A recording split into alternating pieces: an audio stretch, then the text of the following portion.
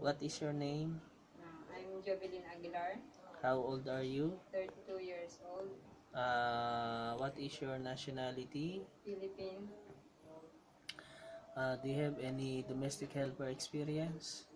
I'm working here in Macau for 4 years in one employer, and Kuwait is 3 years one employer also. How many family are there in Macau that your mom? Three, How about in Kuwait? four. So what kind of households do you do? Cleaning the house, taking care of kids, cook, ironing, washing, So, everything in the house. can you speak a little of Cantonese? I can speak, but I can understand. Okay. So, if you have been employed, what can you promise to your employer? But I will do my best to in my job, and so my employer will like me. Okay.